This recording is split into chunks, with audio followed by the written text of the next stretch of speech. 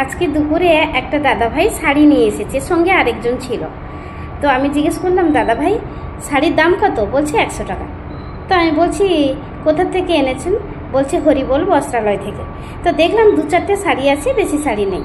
আর থানের মতো একদম সাদা ধবধবে থানের মতো একটাই শাড়ি আছে। তো আমি জিজ্ঞেস করলাম, এত কম শাড়ি কেন?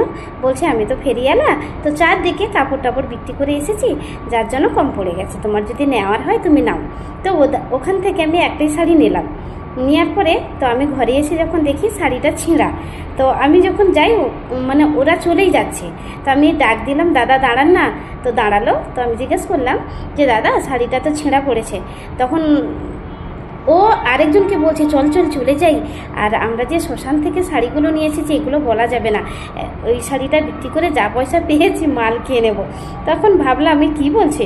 তখন আমি বলছি, দাদা ভাই আর এই শাড়িটা সত্যিকারে বলো তো কোথা থেকে এনেছো? বলছে, তুমি জানো না, আমরা তো হরিবোল বস্ত্রালয় থেকে এসেছি। তো আমি বলছি, হরিবোল বস্ত্রালয় আবার কি শাড়ির নাম হয় নাকি? তো বলছে কি, শাড়ির নাম না, বস্ত্রালয় থেকে শাড়িটা এনেছি। তারপরে আরেকজন বলছে, কেন তুমি সত্যি কথাটা বললেই তো পারো যে আমরা শ্মশান থেকে নিয়ে এসেছি। ভাবলাম যে